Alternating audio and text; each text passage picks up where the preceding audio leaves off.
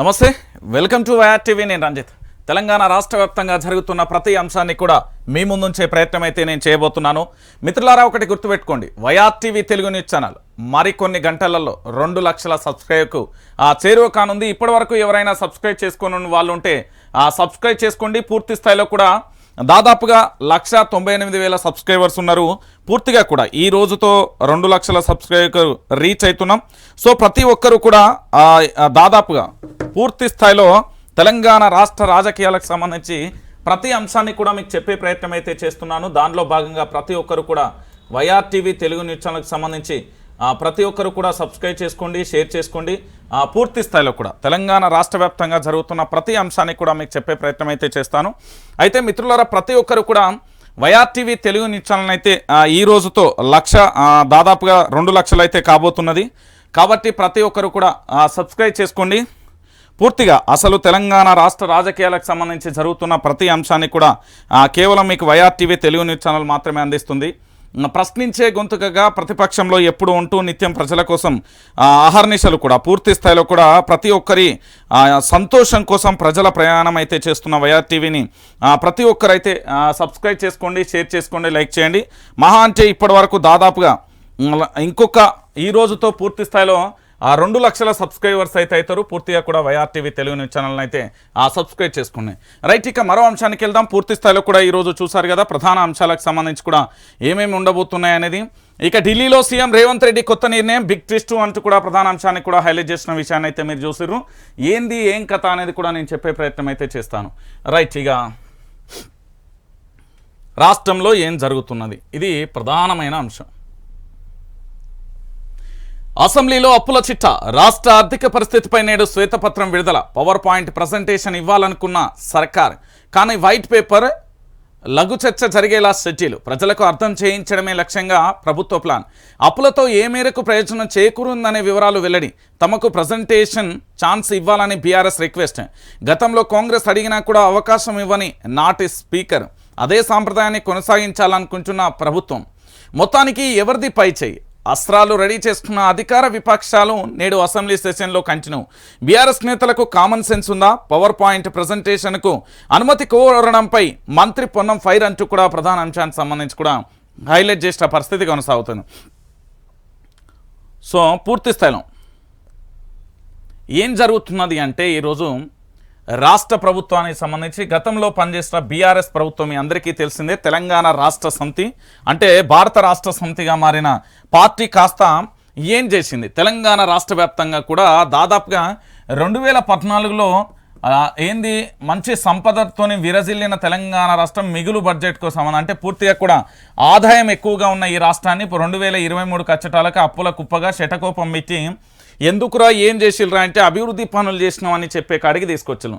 Right, ఈ అంశాన్ని గురించి మనం ఈరోజు చర్చించుకోవాలి. ప్రధానంగా కూడా ఈ అంశాన్ని చర్చించడానికి ప్రధానమైన కారణం ఏంటంటే, పుట్టబోయే బిడ్డ మీద కూడా 1,00,000కు పైగా దాదాపుగా నియర్ బై 2 లక్షలు కూడా అప్పైన పరిస్థితి అయితే కనబడింది.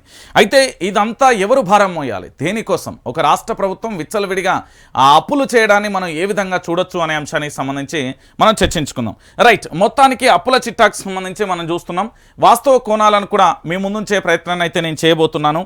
నిజంగా మిత్రులారా, అప్పుల షెడ్యూల్కు సంబంధించి ఇప్పటి వరకు చాలా వరకు కూడా ఏంటి, రాష్ట్ర ప్రభుత్వం 2014 నుంచి ఇప్పటి వరకు అంటే బహుశా 2023 వరకు ఏ మేరకు అప్పులు చేసింది, ఎంతెంత అప్పులు చేసింది, ఏ శాఖలో ఎంత మేరకు చేసింది, దాంతోపాటు వివిధ కార్పొరేషన్లకు సంబంధించి ఏ మేరకు అప్పులు ఇచ్చింది, ఎవరు అప్పులు తీసుకున్నారు, ఏ మేరకు అక్కడ కూడా అప్పులు చేసిందనే అంశానికి సంబంధించి ఈరోజు ప్రధానంగా కూడా దాన్ని అన్నింటినీ కూడా బయటికి రిలీజ్ చేసే ప్రయత్నం అయితే చేయబోతున్నాను. అయితే ఈ అప్పుల చిట్ట సామాన్యుడికి అర్థమయ్యే భాషలో పూర్తి స్థాయిలో ఏం జరుగుతుంది, ఎలా ఉండబోతున్నది, ఏంటి అప్పులకు సంబంధించి అనే అంశానికి సంబంధించి ఈరోజు అసెంబ్లీకి సంబంధించి పూర్తి స్థాయిలో పవర్ పాయింట్ ప్రజెంటేషన్ ఇవ్వడానికైతే సిద్ధమవుతున్న పరిస్థితి అయితే కనబడుతుంది. అయితే ఇక్కడ మరో అంశం ఏంటంటే, ఎవరిది పై చేయి అనే అంశానికి సంబంధించి ఇటు అస్త్రాలు రెడీ చేసుకున్న అధికార విపక్ష పార్టీలకు సంబంధించి ఏ మేరకు అధికార పార్టీ ప్రభావం చూపుతుంది అంటే, అప్పుల చిట్టాకు సంబంధించి అసెంబ్లీలో పవర్ పాయింట్ ప్రజెంటేషన్ ఇస్తుంది. సో దాంట్లో ఎంత మేరకు తెలంగాణ ప్రజలకు రీచ్ అవుతుంది, విపక్ష పార్టీ దానికి ఏ విధంగా తిప్పి కొడుతుంది, అనేది ప్రస్తుతం చర్చనీయాంశంగా మారుతున్న పరిస్థితి అయితే కనబడుతుంది. అయితే దీంట్లో ప్రధానంగా కూడా ఈ అప్పుల చిట్టా అనేది ఏ మేరకు తెలంగాణ ప్రజలకు అర్థమవుతుంది అనేది కూడా మనం చూడాల్సిన పరిస్థితి కనబడుతుంది. ఇక దాంతోపాటు మీ అందరికీ తెలిసిందే, డీజీపీగా రవి గుప్తా పూర్తి స్థాయి బాధ్యతలు అప్పగిస్తూ సర్కారు ఉత్తర్వులు. ఏసీపీ డీజీగా ఉన్న CV Anand, road safety authority చైర్మన్గా అంజనీ కుమార్, హోంగార్డ్స్ ఐజీగా స్టిఫెన్ రవీంద్ర, ఎక్సైజ్ శాఖ డైరెక్టర్గా కమలా హాసన్ రెడ్డి, ఎస్బీఐ డిఐజీగా బి సుమతి, 20 మంది ఐపీఎస్లకు స్థానచలనం అంటూ కూడా ప్రధాన అంశానికి సంబంధించి కూడా హైలైట్ చేసిన పరిస్థితి మీ అందరికీ తెలిసిందే.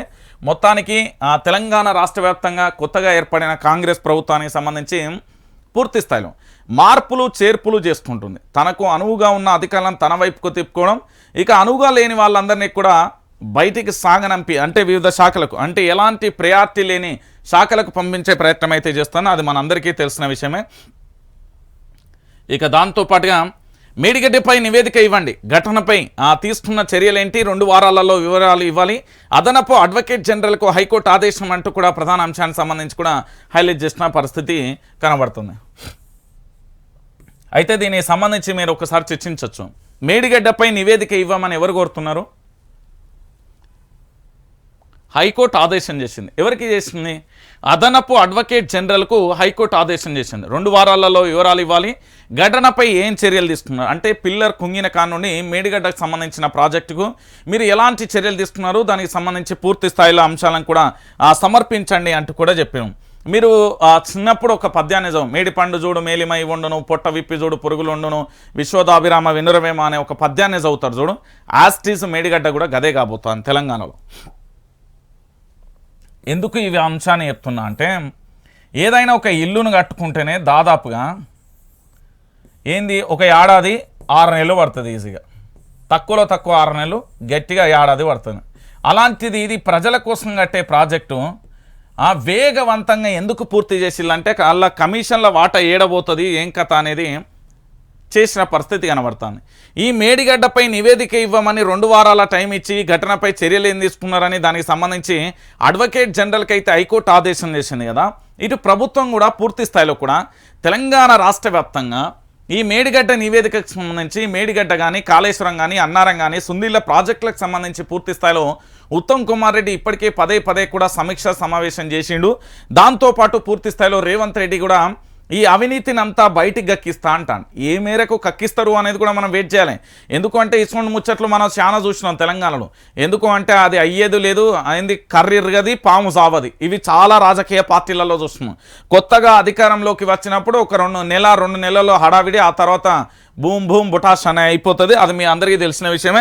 ఇప్పుడు మేడిగడ్డ కాళేశ్వరం మీద చర్యలు తీసుకుంటారన్నా, లేకపోతే అరెస్టు చేస్తారన్నా, లేకపోతే రేవంత్ రెడ్డిని గతంలో అక్రమంగా అరెస్టు చేసిలు, లేకపోతే రేవంత్ రెడ్డికి సంబంధించి అర్ధరాత్రి వచ్చి బెడ్రూమ్ ఇంట్లో దాకా వచ్చి అప్పుడు అరెస్టు చేసిన అలాంటి కక్ష సాధింపు చర్యలు ఉంటాయంటే ఇది రాజకీయం. ఇది ఊళ్ళల్లో గ్రామాలలో కార్యకర్తల రాజకీయం కాదు, ఇది రాష్ట్ర రాజకీయాలు. ఈ రాజకీయాలకు సంబంధించి ఏంది అంటే ఏది జరగదు. మీరు చూడరు తర్వాత. ఇక దాంతోపాటుగా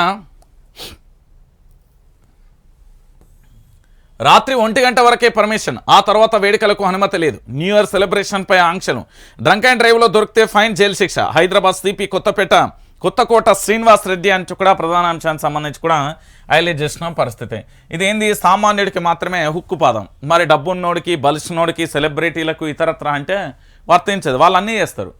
మీరు చూడరు ఒకటి తర్వాత హైదరాబాద్ రోడ్ల మీద ఒక్కరు కూడా కనబడరా అంటే కనబడతారు. కరెక్ట్గా వీళ్ళు పనిచేస్తే ఇంత మంచిగా చెప్పిండు కదా, ఆ పర్మిషను అనేది ఏదైతే చెప్పిండో ఆ పర్మిషన్కి సంబంధించి అదే స్థాయిలో కనుక పనిచేస్తే ఏం జరుగుతుంది అనేది కూడా మనం కూడా చూద్దాం. మాట చెప్పినంత ఈజీగా, లేకపోతే ఏదో ఒకటి సర్క్యులర్ జారీ చేసుకున్నంత ఈజీగా దాన్ని అదే స్థాయిలో కార్యాచరణ చేసి దాని అన్నింటినీ పూర్తి స్థాయిలో కట్టడి చేయగలిగితే అప్పుడు చూద్దాం. ఎందుకంటే గతంలో చాలా చూసినాం, ఇప్పుడు కూడా చూస్తున్న పరిస్థితి కూడా కనబడుతుంది. సో ఇక ఇండియా ప్రధాని అభ్యర్థిగా ఖర్గే, మమతా కేజ్రీవాల్ ప్రతిపాదన ఎన్నికల తర్వాత చర్చిద్దామన్న ఏఐసీసీ చీఫ్. ఢిల్లీలో ముగిసిన కూటమి 4వ సమావేశం.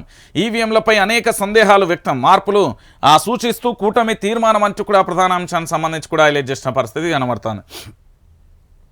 ఇక మొత్తానికి పూర్తి స్థాయిలో ఏంది అంటే ఇక భారతదేశానికి రాబోయే ప్రధాని ఎవరు అంటే రాహుల్ గాంధీ అన్నారు.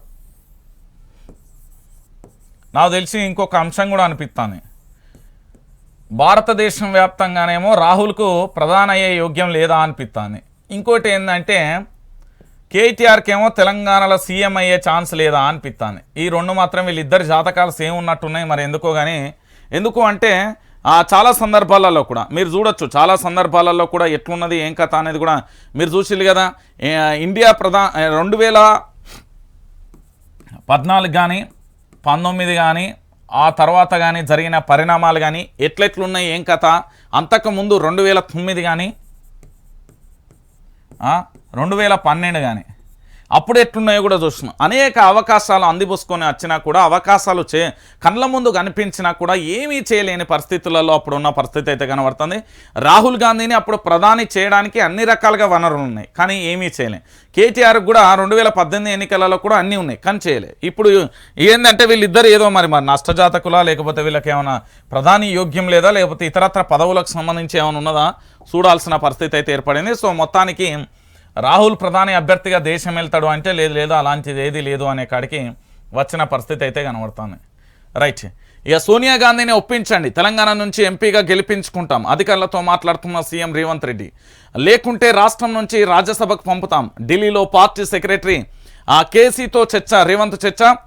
తెలంగాణ పిఎస్సి తీర్మానం అందజేత అంటూ కూడా ప్రధాన అంశానికి సంబంధించి కూడా హైలైట్ చేసిన పరిస్థితి అయితే కనబడుతుంది. మొత్తానికి సోనియాతో మాట్లాడతానంటూ వేణుగోపాల్ హామీ, పావుగంట పాటు ఇద్దరి మధ్య మంతనాలు అంటూ కూడా ప్రధాన అంశానికి సంబంధించి కూడా హైలైట్ చేస్తుంది. ఇక ఢిల్లీలో తెలంగాణకు కొత్త భవన్, ఉమ్మడి ఆస్తులపై సీఎం రేవంత్ తాజా స్టేటస్ను వివరించిన ఆఫీసర్లు అంటూ కూడా ప్రధాన అంశానికి సంబంధించి కూడా హైలైట్ చేసింది. మొత్తానికి సోనియా గాంధీకి సంబంధించి ఒప్పించండి, తెలంగాణలో మేము ఖచ్చితంగా కూడా పూర్తి స్థాయిలో కూడా గెలిపించుకుంటాం, అది కూడా కుదరకపోతే రాజ్యసభ పంపుదామని రేవంత్ రెడ్డి చెప్పింది. ఇంకొకటి ఏంటి అంటే పూర్తి స్థాయిలో కూడా ఇక్కడ దాదాపుగా పావుగంట అంటే 15 నిమిషాల పాటు ఇద్దరి మధ్యాల ఏంది మంతనాలు అయితే కొనసాగిన పరిస్థితి. తెలంగాణకు సంబంధించి కొత్త తెలంగాణ భవన్ కూడా ఏర్పాటు చేయబోతున్నాం అంటూ కూడా చెప్పిన పరిస్థితి. అది ఏమవుతుంది అనేది కూడా మనం కూడా వేచి చూద్దాం.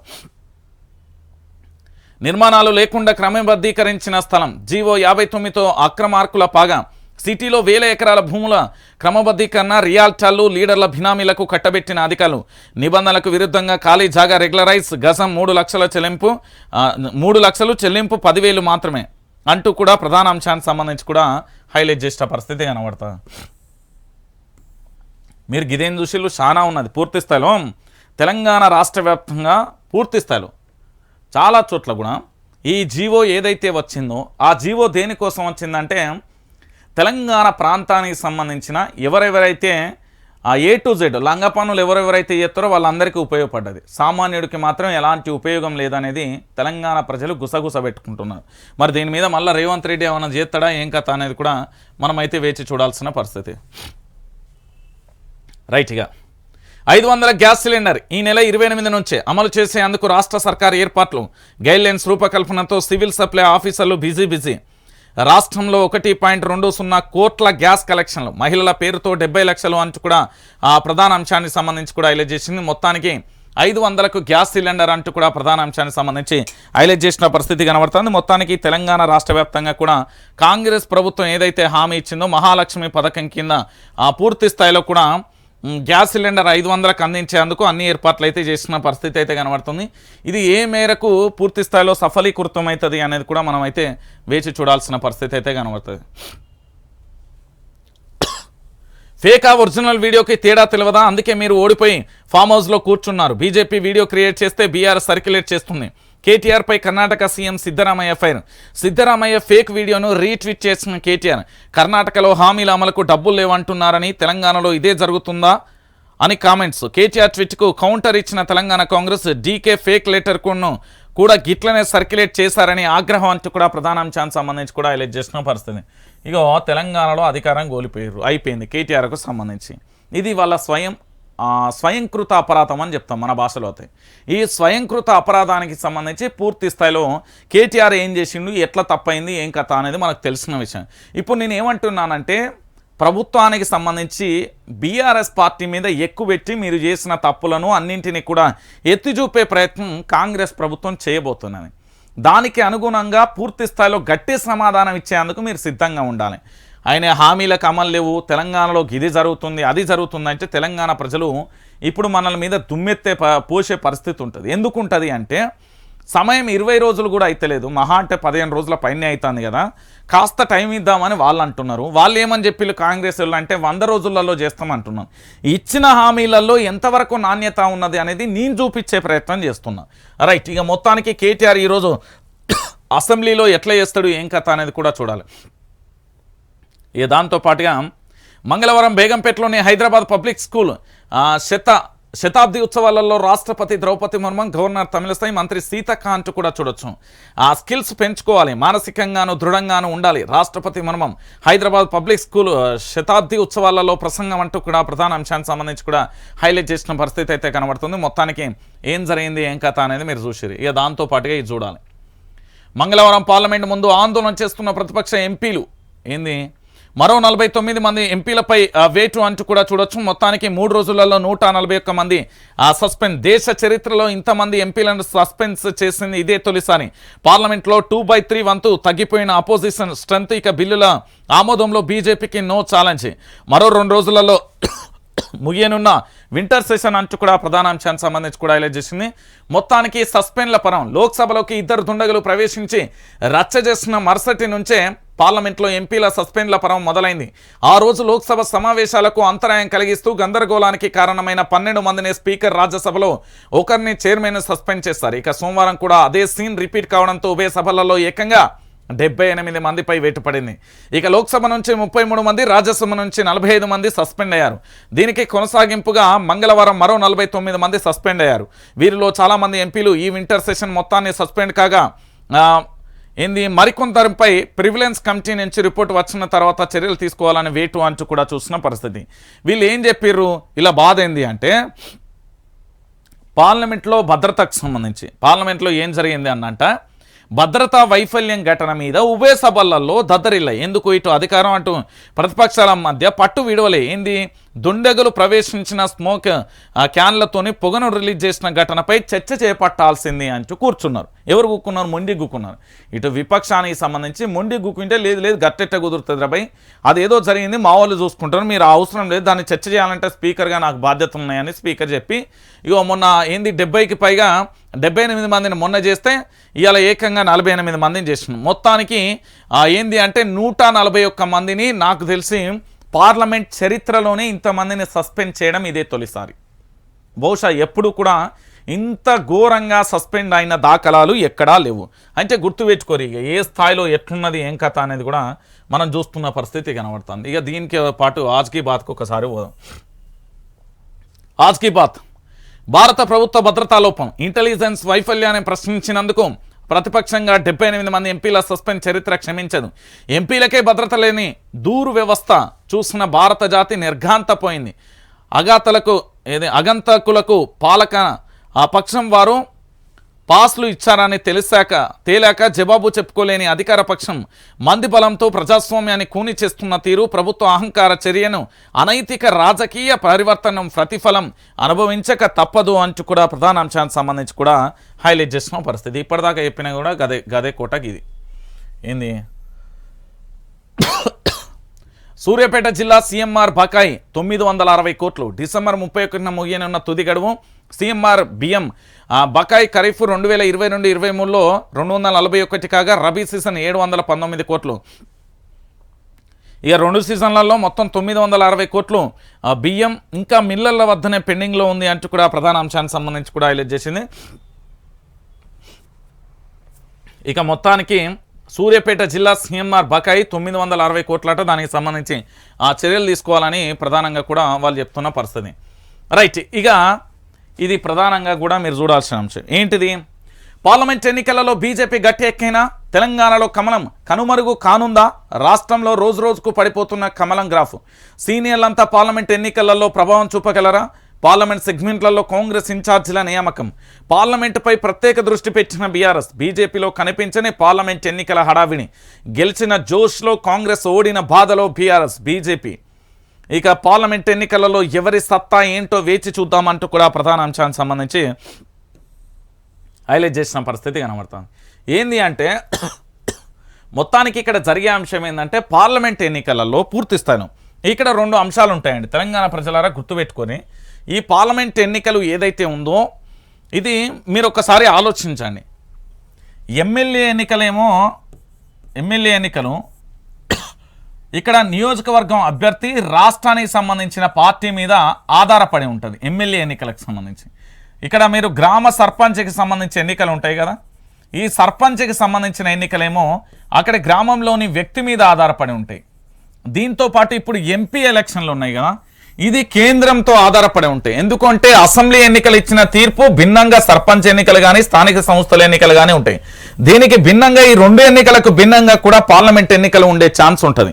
సో ఈ పూర్తి స్థాయిలో ఇప్పుడు ఏంది అంటే బీజేపీ పూర్తి స్థాయిలో ఎక్కడికక్కడికి పోయిందా అంటే లేదన్నా. బీజేపీ ఏం చేయబోతున్నది అంటే పూర్తి స్థాయిలో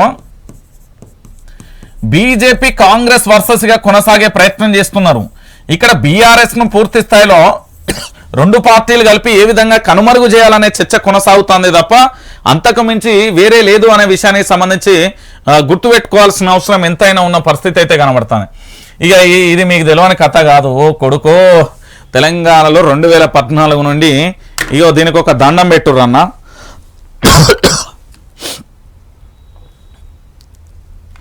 ఏంది అనేది ఒకసారి చూడండి. ఉద్యోగుల ఉసురు తీస్తున్న టీజీఓ అధ్యక్షురాలు రిటైర్డ్ అయిన భర్తకు ఎక్స్టెంటేషన్ ఇప్పించుకున్న వైనం. కేసీఆర్కు బానిసలా మారి ఉద్యోగుల పొట్టగొట్టిన దుర్మార్గం. ఎమ్మెల్యే పదవిని అడ్డం పెట్టుకుని శ్రీనివాస్ గౌడ్ తన బినామీగా మమత నియామకం. 2 పీఆర్సీలు కోల్పోయిన ఉద్యోగులు. కేసీఆర్ భజనలో మునిగి తేలిన దౌర్భాగ్యం. కంచెచేను మేసిన చందంగా స్వార్థపూరిత రాజకీయం. పేరుకే మమత, ఆమె చరిత్రలో మమత లేదు, మానవత్వం అంతకంటే లేదు. కొత్త ప్రభుత్వం దృష్టి సారించి న్యాయం చేయాలంటున్న ఉద్యోగులు. తెలంగాణ ఉద్యమంలో చురుగ్గా పాల్గొన్న టీజీఓ సంఘాలు ఆ తర్వాత ఆ సంఘ పెద్దల స్వార్థపూరిత రాజకీయాలతో తమ జీవితాలను కోల్పోవాల్సి వచ్చింది. అధికారాన్ని అడ్డం పెట్టుకొని అప్పటి టీజీఓ నాయకులు మాజీ మంత్రి శ్రీనివాస్ గౌడ్ నిరంకుశంగా వ్యవహరించడం దారుణం. కొత్త ప్రభుత్వంలోనైనా తమకు న్యాయం జరుగుతుందని ఆశాభావం వ్యక్తం చేస్తున్నారు ఉద్యోగులు అంటూ కూడా ప్రధాన అంశానికి సంబంధించి కూడా హైలైట్ చేసిన పరిస్థితి కనబడుతుంది. నేనేమంటున్నానంటే రేవంత్ రెడ్డి గారు ఇది మీకు పెద్ద సవాలు. ఆళ్ళ పొద్దుగాల గీ మేడం కనబడుతున్నది మమత ఏంది టీజీఓ అధ్యక్షురాలు. ఆళ్ళ పొద్దుగాల స్థాన చలనం కల్పించండి. ఎందుకు అంటే నాకు తెలిసి నేనైతే భారత రాజ్యాంగాన్ని చదివిన ఎంతో కొంత 2-3 పీజీలు చేసి ఉన్నది. ఆమె ఒకసారి ట్రాన్స్ఫర్ అయిన గంటల వ్యవధిలోనే మళ్ళీ అదే ప్లేస్కు ట్రాన్స్ఫర్ చేయించుకున్నంత పవరు ఇగో ఈ పెద్ద మనిషిని ఉండొచ్చింది. నేనేం చెప్తున్నా అంటే ఉద్యోగ సంఘాలు కూడా మీరు మీ అధ్యక్షులను మార్చుకోరు. గీవులతోనే అయ్యేది ఏమున్నా చెప్పురు. వీళ్ళని ఆళ్ళ పొద్దుగాలను అడిగితే ఈ మమత మీద కూడా ఎంక్వైరీ స్టార్ట్ చేయాలి. మమత ఆస్తులకు సంబంధించి ఎంత ఉన్నాయి, అధికార దుర్వినియోగానికి ఏమైనా పాల్పడుతుందా ఏంటిది అనేది కూడా బయటికి తీయాల్సిన అవసరం ఉంది. రేవంత్ రెడ్డి గారు అర్జెంటుగా ఈ మేడంకి అయితే స్థానచలనం కలిపిరి. ఇక శ్రీనివాస్ గౌడ్ మొత్తం ఏమైందో తెలుసు కదా, నిన్న మొన్న వాళ్ళ తమ్ముడి మీద అన్ని జరిగినాయి. ఈయన అధికారాన్ని అడ్డం పెట్టుకొని ఈయన చెలరేయను. ఈయన మీద కూడా జర కన్నేసి ఉంచు రేవంత్ రెడ్డిజీ. నేను చెప్తున్నా కదా, వాళ్ళిద్దరికి సంబంధించి పూర్తిగా చేయి. పూర్తి అయితే పూర్తి స్థాయిలో నీకు నేను గట్టి సపోర్ట్ చేస్తా. రైట్. నమస్తే తెలంగాణ విపక్షం. ఇప్పుడు తెలంగాణలో ఏంది అంటే గతంలో వెలుగు పేపర్ కానీ ఇతరత్ర పేపర్లు ఏ విధంగా పనిచేసినాయో ఇప్పుడు నమస్తే తెలంగాణ పేపర్ కూడా అదే విధంగా పనిచేస్తుంది చేస్తుంది అని చెప్పడంలో ఎలాంటి డౌటు లేదు. ఏంది ఇది? రైట్, ఒకసారి చూడాలి. మహబూబ్ నగర్ జిల్లా నవాపేట మండలం ఇప్పటూరు శివార్లోని ఇసుక దందా కోసం కాంగ్రెస్ నేత కబ్జా చేశాడని దళితులు ఆరోపిస్తున్న శ్మశాన వాటిక. భూపాలపల్లి జిల్లా కేంద్రంలో కాంగ్రెస్ నేత ట్రాక్టర్తో చదును చేయించిన ప్రభుత్వ భూమి. దళితుల శ్మశానం కబ్జా. కాంగ్రెస్ నేత ఆక్రమణపై రోడ్డెక్కిన ఇప్పటూరు దళితులు సర్కార్ భూమిని కబ్జా చేసేందుకు కాంగ్రెస్ నేత యత్నం అడ్డుకున్న రెవెన్యూ అధికారులు. భూపాలపల్లి జిల్లాలో ఘటన. కాంగ్రెస్ ఎమ్మెల్యే కబ్జాపై సీఎంకు ఫిర్యాదు. ఎమ్మెల్యే ప్రేమ్ సాగర్ పై ప్రజావాణిలో కంప్లైంట్. కాప్రాలో 61 ఎకరాలు ఆక్రమించారని ఆవేదన. మహబూబ్ నగర్ జిల్లా రాజాపూర్ పిఎస్ లో ఇప్పటూరు గ్రామ దళితులు ఫిర్యాదు. బాధితులపై ఉల్టా కేసులు పెట్టిన కృష్ణయ్య. అది 2 మండలాల సరిహద్దులు అంటూ జారుకున్న రెవెన్యూ మైనింగ్ అధికారులు. సర్వేకు మహబూబ్ నగర్ కలెక్టర్ ఆదేశం. తప్పుడు కేసులకు భయపడేది లేదు, హద్దులు పాతకపోతే ఆందోళన అంటూ కూడా దళితులు చెప్తున్న పరిస్థితి కనబడుతోంది. ఇక చూడు తెలంగాణ ప్రజలారా, అంత గుడితే ఎన్ని రోజుల డిసెంబర్ 31వ తారీఖు అది అయిపోయింది, సారీ నవంబర్ 31 అయిపోయింది, 3వ తారీఖు పోలింగ్. ఇవాళ ఎన్నో తారీఖు 20 అంటే 15 రోజులు అంటే అలా 2-3 రోజులు తీసేద్దాం, అంటే 15 రోజులలో ఈ స్థాయిలోన. ఒరే నాయన కాంగ్రెస్ నాయకులారా మీకు ఏమన్నా అర్థమవుతుందా? ఈ కబ్జాల కూడా ఆ సన్నాసులు అట్లా చేసిర్రనే కదా మనం ఇంత పోరాటం చేసింది. మళ్ళీ మీరు కూడా గదే రొచ్చలో పోతా అంటే ఏం చేస్తాను చెప్పు. ఒరే నాయన ఇవన్నీ కబ్జాలకు ఇవన్నీ ఓకుర్రి, ప్రజలకు సేవ చేయర్రి, మంచిగా ఉండుర్రి అని చెప్పితే ఇక గీవిళ్ళు కూడా కబ్జా చేస్తుర్రు అని చెప్తే ఇక ఇంతకంటే దారుణం ఏమైనా ఉన్నదా తెలంగాణ ప్రజలారా? ఇది ఇంత దారుణమా? బీఆర్ఎస్ ఓడిపోయిందే స్థానిక ఎమ్మెల్యేల మీద భయంకరమైన వ్యతిరేకత. మీకు ఈ లాజిక్ చెప్పలే కదా, చెప్తేనోర్రీ జర ఏమనుకోకురి, జర హెల్త్ చక్కగా లేదు. రైట్, నేనేం చెప్తున్నా అంటే తెలంగాణ ప్రజలారా గుర్తుపెట్టుకోరి, ఇప్పుడు కాంగ్రెస్ పార్టీ వాళ్ళు అందరూ ఈ లైవ్ చూస్తారు. నేనేమంటున్నా అంటే 119 సెగ్మెంట్లల్లో బీఆర్ఎస్కు సంబంధించి 10 మందిని మారిస్తే 8 మంది గెలిచిళ్ళు, 40 మందిని మారిస్తే 36 మంది అన్నా గెలవరా? కామన్ లెక్క చెప్తున్నా. ఇక్కడ ఎమ్మెల్యేల మీద ఏమేమి ఆరోపణలు ఉన్నాయో తెలుసా? ఓ బాడకమేమో కబ్జా చేసిండు, ఇంకో బాడకమేమో ఏంది ఇంటి మీద దాడులు చేసిండు, ఇంకో బాడకమేమో కేసులు పెట్టించిండు, ఇక ఇంకో బాడకం ఏం చేసిండంటే ఏకంగా పూర్తి స్థాయిలో ప్రభుత్వానికి సంబంధించిన పథకాలలో దున్నపోతులు తిన్నాడు. ఈ బాడకవులు అంతా ఇట్లా చేసిరు కాబట్టి తెలంగాణ ప్రజలు ఓడిచ్చిర్రు. మీకు తెలంగాణ భాషలే చెప్తాను, ఆ బాడకవులంతా అట్లా చేసిరు కాబట్టి ఓడిపోయారు. ఆ బాడకవుల దారిలనే మీరు పోతారంటే మీరు కూడా గదే అవుతారు. ఈ కబ్జాలు ఈ కథలు పెట్టుకోకుర్రి, వచ్చే అంత కొడితే 10 రోజులు కూడా రాలే, చక్కగా ప్రభుత్వానికి సంబంధించి ఇంకా వాళ్ళకి అడ్మినిస్ట్రేషనే రాలే, అవన్నీ కాకముందుకే మీరు ఇప్పుడే గిట్ల చేస్తే ఇదేంది కథ అనేది ఒకసారి ఆలోచించు. యోగి మీరు కాంగ్రెస్ పార్టీకి సంబంధించిన ఎమ్మెల్యేలు బిల్కుల్ నేను మళ్ళా చెప్తున్నా, మీరు సంక్షేమ పథకాలు 6 గ్యారంటీలను ఇంటి డోర్ టు డోర్ ఇర్రి, దాంతోపాటు మీకు వచ్చిన ఎమ్మెల్యే ఫండ్లో అభివృద్ధి చేయరు, నిత్యం ప్రజలలో ఉండరు, ఫామ్ హౌస్లు కట్టుకోకుర్రి, లగ్జరీలకు పోకుర్రి, ప్రజలకు దూరంగా ఉండకుర్రి, కబ్జాలు చేయకుర్రి, అడ్డమైన దాంట్లల్లో మీరు అలా ఇరుకకుర్రి, ఆగమాకం కాకుర్రి. నేనేమంటున్నా అంటే గిసోంటి దాంట్లో లొల్లి పెట్టుకోకుర్రి, ఇప్పటికే చెప్తున్నా నేను. గిసోంటి పంచాయతీ పెట్టుకోకుర్రి. బీఆర్ఎస్ ఓడిపోయింది ఈ లంగ పనులు చేయడం వల్ల ఓడిపోయింది. కేసీఆర్ అనే వ్యక్తి మంచోడు, ఇది మీ అందరికీ తెలియదు కావచ్చు, తెలంగాణ ప్రజలు అంటుర్రు. చాలా మంది అడిగితే ఏమన్నారంటే పైన కేసీఆర్ వెళ్తాడు కదా, ఈడ మా ఎమ్మెల్యే ఓడిపోతుంది అనేది గ్రామాన ఇది వెళ్ళిపోయి స్థానిక ఎమ్మెల్యే చేసిన తప్పుల వల్ల కేసీఆర్ అనే వ్యక్తి బలైండి అలా, అది వాస్తవం. దానికి సంబంధించి కూడా మీరు ఆలోచించాలి. నేనేమంటున్నానంటే ఇక్కడ పూర్తి స్థాయిలో ఎమ్మెల్యేల ప్రభావమే ఒక రాష్ట్రాన్ని నిలుపుదల చేస్తుంది. ఇక మీరు కూడా తప్పు చేస్తే మళ్ళా గావాళ్ళు పోయిన కాడికే మీరు పోతారు. నేను చెప్తున్నా కదా పూర్తి స్థాయిలో కూడా జరగ ఇవన్నీ మానుకోర్రి. ఈయన చేసిన ఆయన మీద రేవంత్ రెడ్డిజీ నీకు స్పెషల్ ఇంటెలిజెన్స్కు సంబంధించి కొంతమంది ఉన్నారు కదా, వాళ్ళకి సంబంధించి పూర్తి స్థాయిలో కూడా మీరు ఓర్రి పోయి ఆళ్ళ పొద్దుగాల వాళ్ళను ఏందో వీళ్ళని తీసుకెళ్ళి మరి ఆ ఎమ్మెల్యే మీద ఏమైనా చర్యలు తీసుకొని ఇటువంటి. ఇంకొకటి కూడా బ్రేకింగ్ న్యూస్ మీకు మర్చిపోయినా, మీ అందరికీ ఒక బ్రేకింగ్ న్యూస్ ఏంటంటే మీరు 2014 ఎన్నికలలో బహుశా మీకు బాగా గుర్తుండాలి, అప్పటికి సంబంధించి ఇప్పుడున్న రేవంత్ రెడ్డి రాష్ట్ర ముఖ్యమంత్రి గారికి సంబంధించి ఒక జలకిచ్చిండు. అదే రేవంత్ రెడ్డికి సంబంధించిన ఓటుకున్నట్టు సేమ్ అలాంటి రిపీటే తెలంగాణలో ఒకటి జరగబోతున్నది. కమింగ్ సూన్, అంతే, ఇది breaking news. Coming soon same KCR formula Revanth Reddy implement చేయబోతున్నారు. ఒక 2 బలిగా పోతున్నారు, గుర్తుపెట్టుకోరు. ఈ రాష్ట్రంలో 4 కరోనా కేసులు. అప్రమత్తమైన వైద్య ఆరోగ్య శాఖ. గాంధీ దవాఖానలో ఐసోలేషన్ వార్డులు. సుదీర్ఘ విరామం తర్వాత కరోనా బులెటిన్.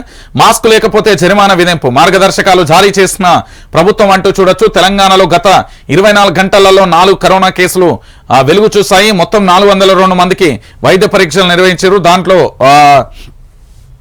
4కి పాజిటివ్ వచ్చినట్లుగా తెలుస్తున్న పరిస్థితి అయితే కనబడుతుంది.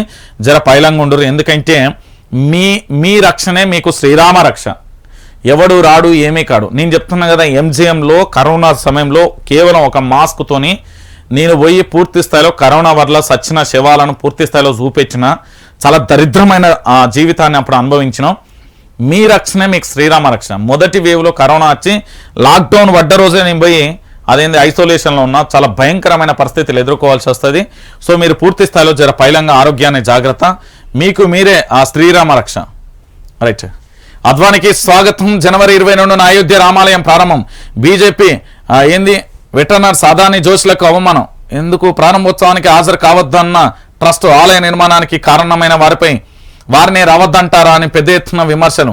దిద్దుబాటుకు రంగంలోకి విహెచ్పి ఎల్కే అద్వానీ జోష్లను స్వయంగా కలిసి ఆహ్వానం పలికిన విహెచ్పి నేతలు. మీకేం తెలుసురా సన్నాసులు. ఈరోజు ఇది సక్సెస్ఫుల్గా ఏంటంటే ఈ దేవుడు వల్లనే. బీజేపీ నేతలు కానీ ఇతరత్ర అందరూ తెలుసుకోరు. ఎవరెవరైతే ఈ ట్రస్టులు ఉన్నారో వాళ్ళు కాదు, ఈ పెద్ద మనిషి వల్లే, ఈ మొగోడు వల్లనే ఇలా అది అయింది. ఆ విషయాన్ని గుర్తుపెట్టుకోకుండా ఆగమాగా నోరున్నది కానీ అడ్డదిడ్డంగా వరుతూనే ఉంటారు. ఆర్టీసీ అద్దె బస్సుల డ్రైవర్ల ఆందోళన. మెదక్లో విధులు బహిష్కరణ. మహిళలకు ఉచిత ప్రయాణంతో ఓవర్లోడ్ అవుతుందని ఆవేదన. బస్సు ఆపకపోతే మహిళ భర్త కొట్టేందుకు వచ్చాడని ఆగ్రహం. డ్రైవర్ ఫిర్యాదు, నిందితుడిపై కేసు. పెడతారు బా వీళ్ళకి అధికారులు ఎంత సక్కా పని చేస్తారో. శభాష్. నా దగ్గర దండు ఉంటే వీళ్ళ అధికారుల మీద అందరి మీద నేను పూలమాల వేసి చేద్దును. కేసు నిందితుల మీద ఫైన్. అరే బస్సు ఆపురనైనా అంటే ఆపుతలేరు మహిళలు. మీకు అర్థమవుతుందా సాబ్జీ? ఏదో ఏసీ రూములలో కూకోనాడు కాదు. మీకు ఇచ్చిన అధికారులు మీకు ఇచ్చిన వెహికల్ పట్టుకొని రోడ్డు మీదకి రా. చెకింగ్ వాళ్ళు ఏడున్నారు ఎలకపొక్కలు ఉన్నారా? రాజీ మీకు తెలుస్తుంది. బస్సు ఆపుతలేరని ఏంది స్టూడెంట్స్ మహిళలు ఏంది బీటెక్ డిగ్రీ ఇంటర్ పిల్లలు ఏడుస్తున్నారు. బస్సులు అర్ధగంట కోటి వస్తానని ఫిర్యాదులు ఉన్నాయి. 70 ఎలకపొక్కలు రాసుకున్నారా? బస్సు ఆపలేదని ఒక అతను కర్ర వచ్చి అడిగినందుకు మొత్తం కేసు నమోదు చేసిల్లట. గిదాన్ని మార్పు, బ్రహ్మాండమైన మార్పు తెచ్చుకున్నాం మనం. మన మీద మనం కేసులు పెట్టుకోవడానికి తెచ్చుకున్న భయంకరమైన మార్పు ఇది. అద్దె బస్సు అట. బస్సులే ఆపుతలేరు. అర్ధగంటకో బస్సు కానీ ఒక్కొక్క బస్సు కనబడుతున్నాయి. లేటుగా వస్తాను. వచ్చిన బస్సులు ఓవర్లోడ్ అవుతున్నాయి. కొన్ని చోట్ల ఏంది అంటే మరి ఆపకపోతే వాళ్ళు ఏం చేస్తారు? ప్రజలు వాళ్ళను గమ్యస్థానాలకు పోవాలి. వాళ్ళకు కూడా బస్సు అనేది అవసరం కదా. ఉచిత ప్రయాణం ఇచ్చింది ఎవరి కోసం? రాష్ట్ర ప్రభుత్వం కోసమా? లేకపోతే ఎమ్మెల్యేలు మంత్రులు మహిళలకు సంబంధించి ఎవరైనా బస్సులో ప్రయాణిస్తారా? చూపెట్టమనురి. సామాన్యుల కోసం అని చెప్పి నీతులు చెప్తారు. మళ్ళీ నీతులు చెప్పి మళ్ళీ కేసులు నమోదు చేస్తారు. ఇక మరి దీనికి సంబంధించి ఇక ఏం చెప్పినా కట్టం వీళ్ళకు, కాంగ్రెస్ వాళ్ళకు. ఇక ఏంది ఆర్థిక పరిస్థితి మీద ఏంది పూర్తి స్థాయిలో ఇలా ప్రజెంటేషన్ చూస్తాం. ఏందయ్యో పేదింటికి కొత్త రూపు. ప్రభుత్వ పరిశీలనలో 3 నమూనాలు. గత ప్రభుత్వంలో వచ్చిన దరఖాస్తులన్నీ రద్దు. గ్రామ సభలలో కొత్తగా స్వీకరణ. అర్హుల ఎంపిక. పేరు ఇందిరమ్మ ఇల్లు నిర్మాణానికి 5 లక్షలు. ఈ నెల 28 నుంచి దరఖాస్తుల ప్రక్రియ షురు. సాఫ్ట్వేర్ తేవాలా లేక ఆఫ్లైన్లోనా అనే చర్చ. ఏఈ డిఈఈల పోస్టుల సంబంధించి భర్తీ అంచు కూడా ప్రధాన అంశానికి సంబంధించి హైలైట్ చేస్తుంది. దాంతోపాటు గ్రామ సభలు, ఇక ప్రజా సదస్సులు. రేపు కలెక్టర్లతో ముఖ్యమంత్రి కాన్ఫరెన్స్ లో వీటిపై ప్రధాన చర్చ. ప్రజా సమస్యలకు గ్రామ స్థాయిలోనే సత్వర పరిష్కారం. అది అయ్యేది కాదు, పోయేది లేదు. హైదరాబాద్ కు వచ్చే వారి సంఖ్య తగ్గుతుందన్న యోచన. ప్రభుత్వ ప్రామాధ్యమాలు కార్యాచరణపై కలెక్టర్లకు దిశానిర్దేశం చేయనున్న ముఖ్యమంత్రి రేవంత్ రెడ్డి. రైట్. ఇది చెప్తున్నా కదా నేను. ఎప్పుడయ్యా ఇది ఇందిరమ్మ ఇళ్ళ నుండి చూసుకుంటా తానా ఇవాళ కాదు నిన్న కాదు. ఇందిరమ్మ ఇల్లులు ఇస్తనే ఉన్నాయి. ఆ ఇల్లులు ఇస్తనే ఉన్నారు. ఇంకా అప్లికేషన్లు లక్షలలో వస్తూనే ఉన్నాయి. మరి లోపం ఎవరిది?